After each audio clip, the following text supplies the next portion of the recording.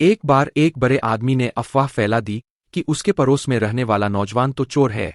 यह बात एक से दूसरे को, दूसरे से तीसरे को, ऐसे दूर दूर तक फैल गई। आसपास के लोग उस नौजवान से बचने लगे और हर समय संदेह से देखने लगे। बेचारा नौजवान परेशान हो गया, सफाई भी देता पर कोई उस पर विश्वास ही नहीं करता था। इसी बीच गांव में चोरी चोरी हो गई और गांव वाले का सारा शक उस नौजवान पर गया। शंका के आधार पर उसे गिरफ्तार कर लिया गया, लेकिन कुछ दिनों के बाद सबूत न मिलने पर वह निर्दोष साबित हो गया। निर्दोष साबित होने के बाद वह नौजवान चुप नहीं बैठा, उसने बड़े आदमी पर गलत आरोप लगाने के लिए कोर्ट में मुकदमा दायर कर दिया। कोर्ट में बड़े आदमी ने अपने बचाव में जज से कहा, मैंने जो कुछ कहा था वह एक टिप्पणी से अधिक कुछ नहीं था, किसी को नुकसान पहुंचाना मेरा मकसद नहीं था।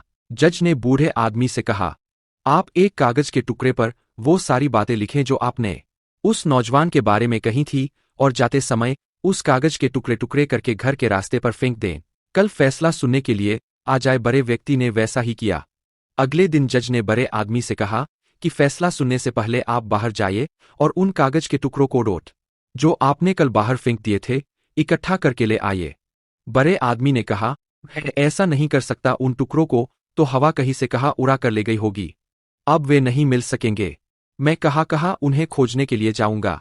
जज ने कहा, ठीक इसी तरह एक सरल सी टिप्पणी भी किसी का मान सम्मान उस सीमा तक नष्ट कर सकती है जिसे वह व्यक्ति किसी भी दशा में दोबारा प्राप्त करने में सक्षम नहीं हो सकता। बड़े आदमी ने कोर्ट से एवं उस युवक से क्षमा मांगते हुए वचन दिया कि अब भविष्य में बिना सोचे समझे किसी पर ऐसी कोई टिप्पणी नहीं करेगा जिससे किसी के मान सम्मान को ठेस पहुंचे।